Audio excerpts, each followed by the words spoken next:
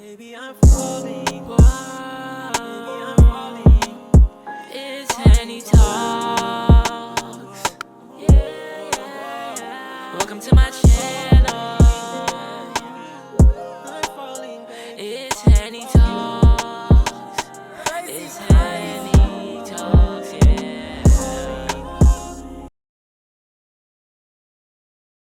Yo, what's good, y'all? Episode 9 of Henny Talks. Today is February 1st, Black History Month. You feel me? I'm feeling powered up. I got my buffs for this month. I'm in the mood. I'm in the grind. I'm in the mind state, flow state, whatever you want to call it. And I'm here. Today, we're going to be reacting to boom. This is the right one, right? I'm trying to test out like the new captures. Yeah, this is the right one. Day in the life of an Army intelligence analyst. Cool. So now we're gonna fixate on the Army real quick.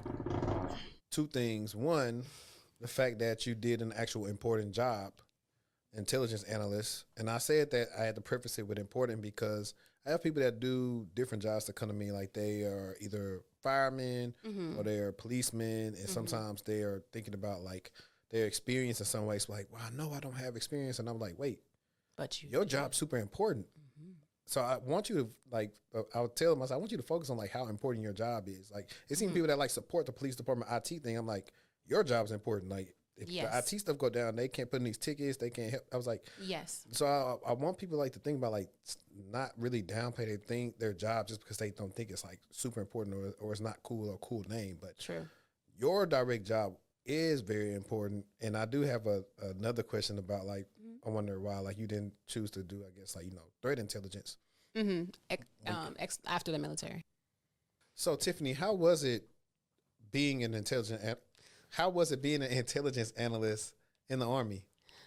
It was a lot of pressure, but at the time I was really looking for like a lifestyle completely opposite of where I was coming from, which was like young, in the club, like fast life. So I was looking for discipline and like responsibility and to.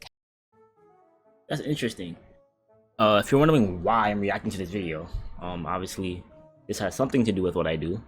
And this video can kind of give my friends and family and whoever watches this an insight into my life without them speaking to me directly, because I feel like everybody has different questions, everybody has different ideas of what intel is and what we do, and I feel like this is a good starting point for a reaction or a starting point for how I got into intel.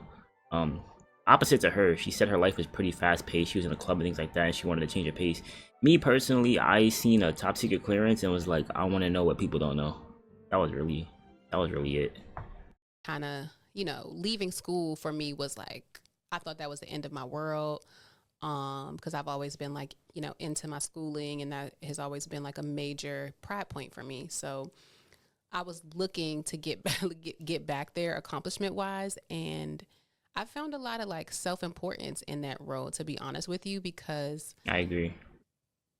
Again, like that. You get a lot of satisfaction when you put your blood, sweat, and tears and hard work into a problem set and it gets solved, and you get to like look back, watch the news, and see it happen in real time and be like, yes, I did this, I was a part of this, and it just like gives you that good feeling. You get that dopamine from that.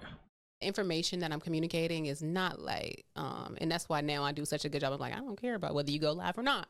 With our security assessments, it's not life or death; it's a product. But then it was 100% life or death. Especially during my deployment to Kuwait, and I was working for a larger military organization than I was when I was stateside, and the briefing process for me was one that really probably changed my life, because it allowed me to use my critical thinking skills. And they do train us very well and very intensely, but essentially it was on me to, let's say, look at a country of look at an AOR, an area of responsibility of 20 countries.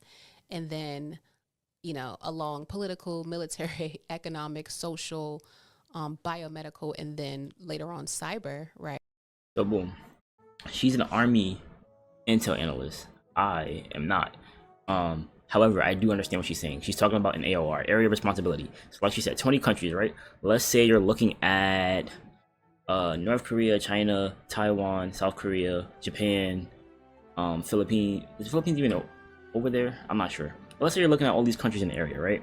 And you're going in depth into the languages, the history, how the people interact with each other, how the people interact with other countries. You're looking at their military, you're looking at how strong they are, their aircraft, their tanks, their submarines, how well trained are they, how long do they train at night. You're looking at the infrastructure. If we were to land a plane or a tank or whatever here, would their infrastructure be able to sustain that? Because some countries have a lot of dirt. You think a plane can take off in dirt? I don't know. But a lot of brain power and critical thinking goes into this, because at the end of the day, these generals, these officers, these commanders, these directors, these whoever is going to look at you and be like, what are we doing? And you need to be confident in your answer, because they're going to take your advice and pretty much run with it, because their job is to make the decision. Your job is to find the best decision to make, if that makes sense. Right. Along those lines, what is like the most important and impactful information that has happened over the last 24 hours? Then I have to communicate that to someone in a way that's concise. Yeah, I can't go to a general and be like, hey, this is going to happen in this specific way using this specific system, and this is like most likely what's going to happen, right? Because he's going to look at me and say, what the heck did you just say? So you have to kind of break it down and put it into you make it as digestible as possible, right? So for me, for example, I am an all source analyst, right? I don't have a specific specialization, right? So for example, when you have signals intelligence or geospatial intelligence, right? Geospatial is the people that look at the satellites, and from the satellites they take pictures, and they can use pictures from the reconnaissance aircraft that's flying around as well. And in those pictures, they can discern what is what, why is it there, and blah, blah, blah, blah, right? And for signals, they're looking at radio frequency communications, Wi-Fi, gamma rays, all that extra stuff, right? So those are their specialties. Me being an all-source analyst, I don't have a specialty. So I'm pretty much a jack of all trades. I know a little bit about everything kind of thing, which is a good and bad thing, because you wouldn't go for me for the specific questions, you would come for me for a complete product. So I'm the one that's giving the complete product. So I'm taking from here, taking from here, taking from here, taking from here, taking from here, memorizing it, compiling it all together, make sure it makes sense, make sure it's readable, make sure people can understand what is in the product, and then handing it out and giving it to whoever it needs to go to. And for me, and I've been, but it is a lot. Post-Army diagnosed with non-clinical PTSD, because when you're taking in so much information that is not sunny, rosy news, it involves the death, not only of soldiers, but of, civilians and children, the destruction of spaces and areas that are older than we can even imagine. And just, you're not only working with your branch, right? So for me, you're working with CIA, you're working with FBI, you're working with ISA, you're working with the Army, you're working with Air Force, you're working with the Marines, you're working with all these different people that have their own intel, and you're trying to make sure that things get done in the best, most efficient way possible. And sometimes that is blowing something up. Sometimes that is going in, raiding a village, killing everybody, and getting your target, right? It's not always, like she said, sunshines and rainbows. But sometimes as an analyst, you have to understand that that's the best course of action. But you never make these decisions by yourself. You're pretty much always on a team. So they're never going to say, hey, Henny, what do you want to do? And whatever you say goes, right? You're for whatever decisions you make, you'll always have a team of people that's backing you up, saying, yeah, this is the best thing to do. And whatever you do, or whatever you do say, you need to stand on it, because that's what's going to happen. You just got a whole lot. just definitely like catastrophic events. But how do I then synthesize that into something that is understandable and actionable?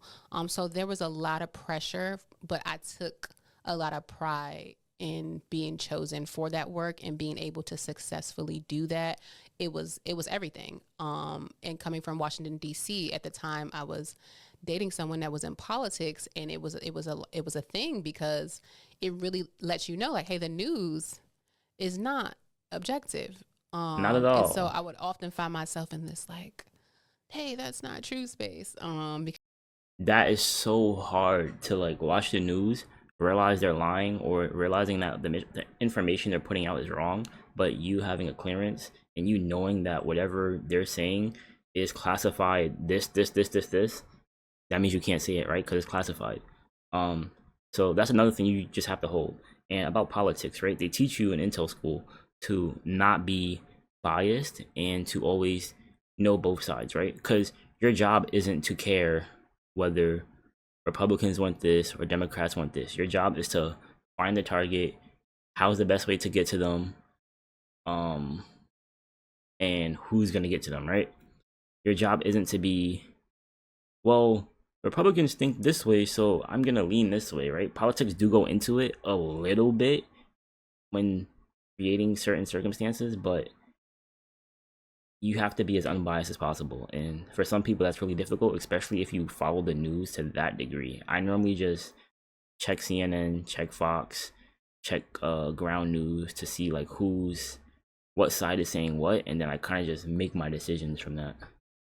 but you can't tell people that because there's a classification level to things that I was working with. So some of the most important work that I've ever done in my life, for sure. And I worked with a lot of great people, but definitely a brain breaking situation. Yeah, that's kind of reminds, like, of course, like line of work that we're in now. Yeah. Certain things you just know you can't tell nobody, you can't talk about. Right. But something you said really piqued my interest. You said non-clinical. Yes. No, non-combat. Non-combat PTSD. Yes. I'm sorry for No butchering that. worries. But the reason why I said that, right, and when you said all this information you're taking and this depressing stuff, Absolutely. I thought about from the period of time, the like mid 2010s, when every other day, all they were showing on TV was somebody black died, Absolutely, and stuff like that, which I don't even watch when things happen anymore. Yes, because of that. Yes, and that made me think how, at a point, even though it's like people ain't supposed to die, but you just kind of got like used to people dying, and you ain't supposed to be used like, well, these violent deaths. Yeah, we're supposed to die. Yeah, but in the way that they was doing that, showing it so violently. much, is like, you kind of numb to it. Yeah, I mean that's how that's my reaction to certain platforms too. As you know, like because of our line of business, we do have to inhabit certain spaces on these platforms with their products, and some of what is being. So when she says inhabit certain spaces in their products, right? She's mostly talking about let's say a MQ-9, right, which is a remotely piloted aircraft. So there's no pilot, right? It's a drone, little Xbox controller, you fly it around the earth, right? It has the ability to blow stuff up and get up out of there, right? And as an intel analyst, if you're working on a mission that requires a MQ-9 to go blow something up, then you're pretty much sitting there watching the camera with the signals analyst, with the geospatial analyst, with whoever else needs to be there, and you're pretty much with them on the mission, documenting what's going on, feeding them new intel that's being received, figuring out what's the best way to go through with the course of action, right? Because sometimes plans change, sometimes things change, sometimes unexpected things happen, and you have to have a contingency for your contingency, right? So a lot of times you do see people getting blown up. If you have kids and you see a kid get blown up, like nobody wants a kid to get blown up, but if you see a kid gets blown up, now it's like, damn, it's hitting you in your heartstrings because you have kids and you're thinking, well, what if that's my kid, you know? So I understand where she's coming from a little bit. I don't have kids, but seeing somebody get blown up too much, you start becoming numb to it, and it starts being like, time to go blow another person up, you know? Which is kind of sad and bad if you think about it. Output on the product can cause some of the same mental anguish. Yeah. if you're being confronted with information and video specifically is something that worries me. That is violent, overtly violent, or sexual in nature. Like, these things do have an impact on us. Yeah, definitely they do, and a lot of people don't. Well, by the time they probably don't care or don't understand, but it's really more so for the younger people. All of the above. Think about, we talking about music, and then if people really want to get music theory, Yes. we do know certain music can impact on your mood and how most, you think. if not all. Because if you're getting ready to fight somebody, you're going to put on some Boosie, Tupac, whatever you want to hear. Whatever type of chorus they're going to use is specific. If you want to listen to, if you type in sinister music, it's going to be played a certain way. Like, those are the things, like, and I'm saying as a person who makes content, when I'm looking to do my intros, I'm looking for something, okay, this is suspenseful. It's going to be something people want to hear. It's going to bring people in this way. You have people seeing that. You have these people seeing these kids who ain't been raised by nobody. The first thing they do instead of throwing a punch, they're shooting people. Unfortunately, what you see is like a desensitizing and a normalization of certain media perpetuated by technology. Yes. Which was also one of the reasons I got into cyber. Just the more I learned about these products, the more that I discovered that they were products.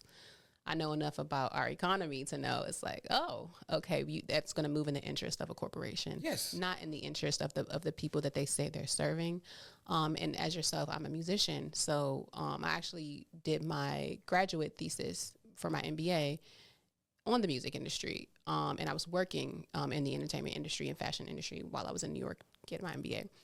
And again, I'm that information girly. I'm Intel. I'm going to be Intel till I die, because it's like, wait, what did the Carfax say?